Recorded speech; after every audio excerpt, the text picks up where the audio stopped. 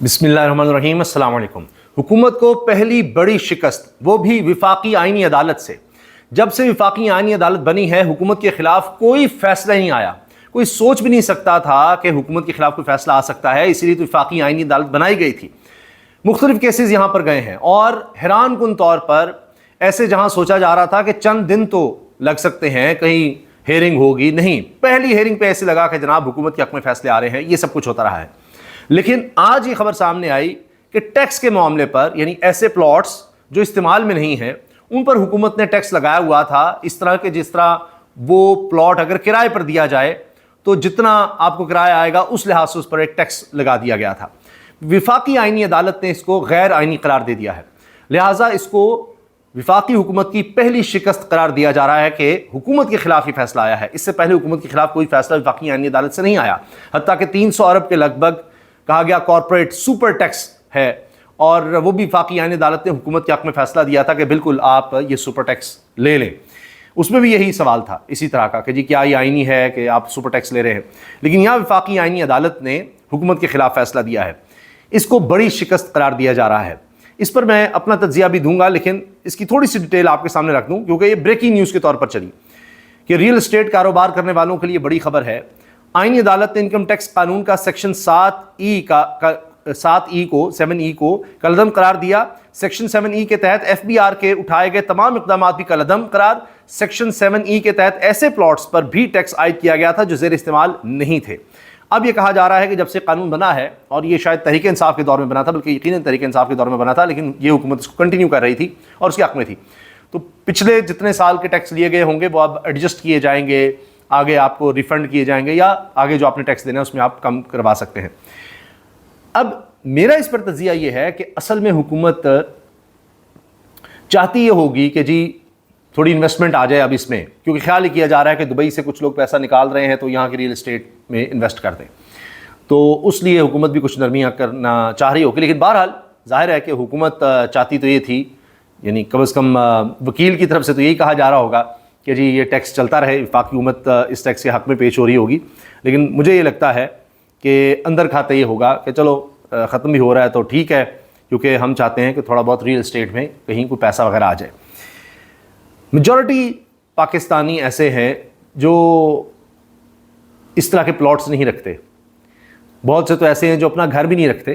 खैर, उनके लिए बहुत बुरी खबर है। 200 यूनिट समझा जाता था कि ज़ाहिर है मुतवस्सित तबका है, गरीब तबका है, उनको बिजली के बिल निस्बतन कम आते थे पर यूनिट, यानी पर यूनिट कम पड़ता था। फिक्स चार्जेस उन पे भी लग गए थे, उनके लिए भी बिजली बहुत महंगी हो गई थी, इसमें कोई शक नहीं। लेकिन फिर भी पर यूनिट का उनका रेट कुछ ना कुछ कम था, और 200 से ज़रा आप ऊपर गए, 1 यूनिट भी आपने पार किया तो 6 महीने तक आपको फिर 200 वाला यूनिट का बिल नहीं आता था। चाहे आपने 10 यूनिट इस्तेमाल किए हैं, आपको पर यूनिट वही पड़ेगा जो 200 से प्लस पे पड़ना है। 6 महीने तक फिर आपको मुसलसल 200 से कम यूनिट इस्तेमाल करने हैं, फिर जाकर आप उस कैटेगरी में आते थे। हुकूमत ने IMF को यह कह दिया कि जनाब जो हुक्म 8 महीने के अंदर अंदर हम नया काम डालने लगे हैं कि इनके लिए सब्सिडी भी ख़त्म की जा रही है।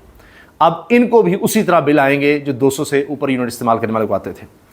बहुत से लोग बेचारे ऐसे करते थे, जाकर हफ्ते बाद, हर चंद दिन के बाद जाकर मीटर देखते थे कितने यूनिट हो गए हैं, 200 से ऊपर तो नहीं जा रहे, 200 से ऊपर तो नहीं चले जाएंगे, तो फिर जाकर एहतियात करते हैं कि 200 से नीचे रहना है, 200 से नीचे रहना है कि अच्छा हम कुछ रकम बचा सकें। अब वो बेचारे भी गए, और मेजॉरिटी पाकिस्तानी की ऐसी थी जो कम यूनिट 200 से कम में इस्तेमाल कर रहे थे या 300 से कम इस्तेमाल करते हैं। बहरहाल, तो अब उनके लिए ये बुरी खबर है कि हुकूमत ने कहा है कि हम ये भी ख़त्म कर रहे हैं। IMF को कह दिया है कि जो हुक्म सरकार, अद्वियात पिछले 1-2 साल में 100% यानी दुगनी कीमत हो चुकी है अद्वियात की, हर चीज़ की कीमत बढ़ चुकी है, गैस, पेट्रोल, बिजली। और अब ये जो कहा जाता था कि जी बिजली हम 200 यूनिट तक, चलो गरीब आदमी है इसके लिए कुछ सस्ती हम कर दें, जो कि मैंने आपको बताया कि उसके लिए भी महंगी हो गई थी, फिक्स चार्ज भी लग रहे थे, अब वो भी गया। अब एक ही हल है जो IMF को लिख कर दिया गया है, या IMF की तरफ से रियायत है कि बेनज़ीर इनकम सपोर्ट प्रोग्राम के हकदार लोग, उनको आप थोड़ी बहुत सब्सिडी दे सकते हैं। तो लिहाजा आप अपने आप को इतना गरीब कर लें कि आप बेनज़ीर इनकम सपोर्ट प्रोग्राम के चंद हज़ार रुपए के हकदार हों। उसके लिए आप MNA MPS के दरवाजे खटखटाएं और अपने आप को इतना गरीब तर ले जाएं, यानी अगर तो आप मुतवस्सित तबके में आ गए तो आपका ज़्यादा बुरा हाल होगा, क्योंकि आप और ज़्यादा मुश्किलात में होंगे।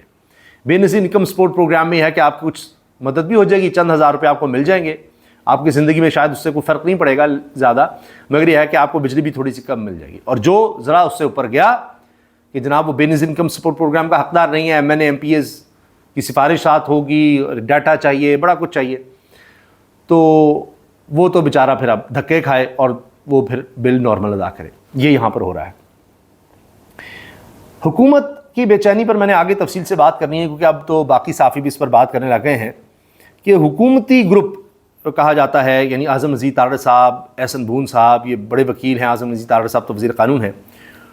اب انہوں نے کہا ہے کہ جی ہمیں تو 26ویں ترمیم کا بتایا نہیں گیا, یعنی ان کا کہنا یہ ہے کہ ہمیں اس کا ڈرافٹ دکھایا نہیں گیا تھا. 27ویں ترمیم کا ہاں جی تھا, 28ویں ترمیم کا ہمیں نہیں پتا, ہم سے شیئر کیا جائے. اب بے چینی ہے کہ 28ویں ترمیم میں کیا ہونے لگا ہے, اور اس پر میں اگلی ویڈیو میں ڈیٹیل سے بات کروں گا. بجٹ کے بعد 28ویں ترمیم آ رہی ہے اور اسی لیے اب پر جلنا شروع ہو گئے ہیں. اتنی زیادہ بے چینی اب آ گئی ہے حکومتی حلقوں میں اس بارے میں. تو یہ حکومت عوام کش کہیں, عوام کا معاشی قتل کرنے والی حکومت آئی 4 سال میں. اور یہ سٹیٹس ہیں, یہ میری کوئی سٹیٹمنٹ نہیں ہے. ہر چیز کی قیمت آپ دیکھ لیجئے, آمدنی آپ دیکھ لیں, ملک کی معیشت کا آپ دیکھ لیں حال, ہر طرح سے پارلیمنٹ, آئین, عدلیہ, کچھ بھی نہیں چھوڑا, کسی چیز کو نہیں بخشا, انسانی حقوق سب فارغ. اب ان کو ڈر لگ رہا ہے کہ ان کے ہاتھ سے تو جو رئیسی کثر تھی, طاقت تھی, حکومت کہلانے کے لائق تھے, وہ بھی جا رہی ہے, کیا بچے گا. تو اس لیے اب پریشانی ایک چل رہی ہے. باقی جو میں نے وفاقی آئینی عدالت کا ذکر کیا کہ کیوں اتنی بڑی خبر بنی کہ جی وفاقی آئینی عدالت کیسے کوئی فیصلہ حکومت کے خلاف دے سکتی ہے, وہ اس لیے تھوڑی بنائی گئی تھی. اور وہ تو بنائی گئی تھی کہ ہم اپنی پسند کے ججز وہاں پر لے جائیں گے.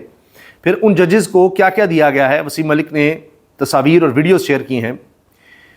وفاقی یعنی عدالت کے ججز کے لیے BMW 5 سیریز کی جدید ترین G60 جیسی لگژری گاڑیاں لی گئی ہیں, سپریم کورٹ کے ججز سے بھی بہتر. اور یہ بھی کہا گیا ہے کہ خان صاحب کے اب نیب کے کیس وہ بھی آئینی عدالت دیکھے گی. نیب کے کیس میں آئین کا کیا لینا دینا ہے, لیکن بہرحال جب تک وہ ترمیم نہیں ہو گئی کہ جی اب آئینی عدالت کے پاس کیس جائے گا, سپریم کورٹ سے اب بھی ڈر لگ رہا تھا, تب تک خان صاحب کے کیس ہی نہیں لگتے تھے. ہفتوں مہینوں گزر جاتے تھے, بہنیں آ رہی ہیں, درخواستیں دے رہی ہیں, دھرنے دے رہی ہیں, عدالت کیس ہی نہیں لگاتی تھی. جب یہ قانون بن گیا تو نہ صرف کیس لگا ہے, بلکہ اب یہ کہا گیا کہ مین کیس پر ہی ہم فیصلہ دیں گے, اور ضمانت کی درخواست یا سزا معطلی کی درخواست وہ تو خارج ہو گئی.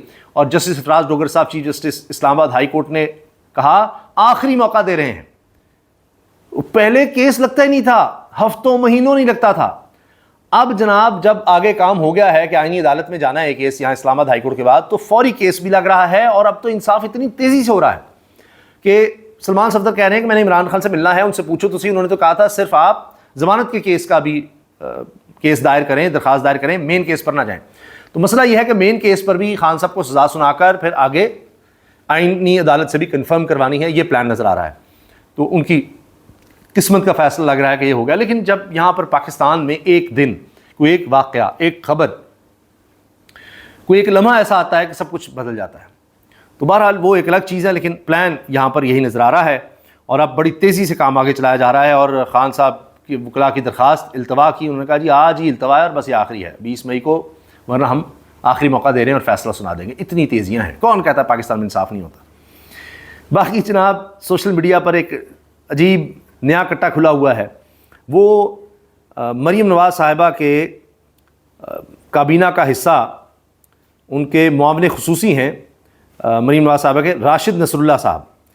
اب ایک صحافی اٹھتا ہے اور وہ کہتا ہے کہ جی یہ صاحب جو ہیں انہوں نے تو اپنی کوئی ڈگریاں شگریاں گنا دی ہیں کہ ان کی کیا اہلیت ہے کیا نہیں, تو ڈگریاں تو سامنے لے آئیں. اب اس وقت صرف اسی پر بحث ہو رہی ہے سوشل میڈیا پر. صحافی کہہ رہے ہیں جی آپ اپنی ڈگریاں دکھا دیں. وہ ایک لفافہ لے کر آتے ہیں خاکی, اور اس میں کہتے ہیں اس میں ڈگریاں ہیں. یہ نوید ستی صاحب ہیں اور ڈٹ کے کھڑے ہیں کہ جی آپ ڈگریاں دکھا دیں, ڈگریاں دکھا دیں, میں اپنی غلطی مان لوں گا. وہ 3 ڈگریاں غالباً انہوں نے کو بتائی ہیں, میں نے یہ کیا ہوا, میں نے یہ کیا, وہ کیا ہوا ہے. تو اب اس پر بحث چل رہی ہے. اور راشد نصر اللہ صاحب کہہ رہے ہیں جی ویڈیو شیئر کرتے ہوئے میں یہاں پر ہوں, یہ خاکی لفافہ دکھا کر کہتے ہیں یہ ڈگریاں ہیں, تم یہاں پر آؤ, یہاں پر پہنچو, میں لاہور میں ہوں. پھر نوید ستی صاحب کہتے ہیں میں لاہور آ گیا ہوں, لیکن یہ کیا طریقہ ہے, اور اس طرح. اب دونوں ایک دوسرے کے حوالے سے پیغامات شیئر کر رہے ہیں, ویڈیوز شیئر کر رہے ہیں, ایک عجیب بحث چل رہی ہے. تو یہ سب کچھ ہو رہا ہے. بہرحال یہ سوشل میڈیا کی دنیا میں بہت کچھ چل رہا ہے، لیکن ایک چیز ہے کہ ہمارے عدالتی نظام کے بارے میں کیا کہیں کہ یہ بھی ہوا اور یہ رپورٹ ہوا ہے کہ کہا گیا کہ جی ملاقات ہی نہیں کروائی جا رہی، چیف جسٹس صاحب آپ کے لارجر بینچ کے آرڈر پر عمل درآمد نہیں ہو رہا۔ P T I legal team کے ممبر فتح اللہ برکی نے عمران خان کے کیس کی سماعت کے اختتام پر روسٹرم پر کھڑے ہو کر کہا جناب آپ کے لارجر بینچ کے فیصلے پر عمل درآمد نہیں ہو رہا، جب سے آپ نے فیصلہ دیا تب سے عمران خان اور بشرا بی بی کے ساتھ ایک دن بھی شیڈول کے مطابق ملاقات نہیں ہوئی۔ چیف جسٹس افراز ڈوگر اور جسٹس محمد آصف کے بینچ نے بات سنی اور بغیر جواب دیے کورٹ سے اٹھ کر چیمبر میں چلے گئے۔ ایسے ہو رہا ہے جی انصاف، کہیں تو سنائی بھی نہیں دیتی بات اور کہیں تیز اتنا ہو رہا ہے۔ بشرا بی بی کو پھر ہاسپٹل لے جایا گیا، پھر ان کا ٹریٹمنٹ، پھر فیملی کے بغیر، یہ سب ہو رہا ہے۔ تو بہرحال یہ تاریخ کا حصہ بن رہا ہے کہ بلاول کھڑے ہو کر کہا کرتے تھے، پتہ نہیں کیا غیرت یاد دلایا کرتے تھے، ایک خاتون پر کیس، اور اب ایک عمر رسیدہ خاتون پر آپ دیکھیں کس طرح کے کیس چل رہے ہیں اور کیا کیا ہو رہا ہے اور کس طرح ان کو ہاسپٹل لے جایا جاتا ہے اور فیملی کو بتایا بھی نہیں جاتا، نہ فیملی کو ساتھ لے جایا جاتا ہے۔ سیریس ہی بات ہے نا کہ اتنی دفعہ لے جانا پڑ رہا ہے اور ہاسپٹل لے جانا پڑ رہا ہے، پھر واپس لایا جاتا ہے، اور کیس کس طرح سے چلائے جا رہے ہیں۔ یہ جناب اس ملک میں ہو رہا ہے۔ تو وہ بھی جملہ تھا خان صاحب کا کہ جی میں تو برداشت کر لوں گا، قوم برداشت نہیں کر سکے گی۔ تو بیچاری واقعی ہے، اب 200 یونٹ والا کام بھی جب ہو گیا تو کہاں برداشت کریں گے؟ گیس، بجلی، پیٹرول، مہنگائی اتنی زیادہ، ہر چیز، خوراک کی کمی کا پاکستانی شکار ہو رہے ہیں، خوراک کی کمی کا۔ گندم کی قیمت ہے، آٹے کی قیمت ہے، وہ بڑھ گئی ہے اور بڑھتی چلی جا رہی ہے۔ ادویات کا میں نے آپ کو بتایا، کوئی ایک چیز بتا دیجئے جس کی قیمت میں کوئی ٹھہرا ہو۔ مریم صاحبہ کا وہ وائرل ہو رہا ہے کہ جی اب پہلے مہنگائی ایسے جا رہی تھی، پھر ہم نے اب ایسے کر دی ہے، اب ایسے آ رہی ہے۔ مریم صاحب کا پبانی ہو رہا ہے، وہ ایسے نہیں، اب تو بالکل ایسے جا رہی ہے جی، اب تو یہ ہو رہا ہے، ایسے بھی نہیں، اب ایسے۔ اور ابھی یہ 8 مہینے ہیں، پتہ نہیں جس کے پاس کچھ رہ گیا گھر میں بیچنے کو، وہ بیچ کے اگر سولر لگا سکتا ہے، کیونکہ وہ بھی مہنگا ہو گیا ہے، تو کوئی انتظام کر لے۔ تو ورنہ تو اب حکومت نے IMF کو یقین دہانی کروا دی ہے، ابھی اور بہت سی پتہ نہیں یقین دہانیاں کروانی ہیں، لیکن ان کے خرچے، ان کے لیے ججز کے بجلی کے فری یونٹس، ان کے للے تللے، یہ جو ہمارے اشرافیہ کے ہیں، بڑے بڑے افسروں کے ہیں، پارلیمنٹیرینز کے ہیں، وزیر اعظم کے ہیں، صدر کے ہیں، ان کی گاڑیاں ہیں، ان کے پیٹرول ہیں، ان کا IMF نہیں کچھ کہتا۔ ان کے خرچے نہیں کم ہو رہے، حکومت کے خرچے نہیں کم ہو رہے، بس خون چوسنا ہے تو عوام کا۔ اللہ حافظ۔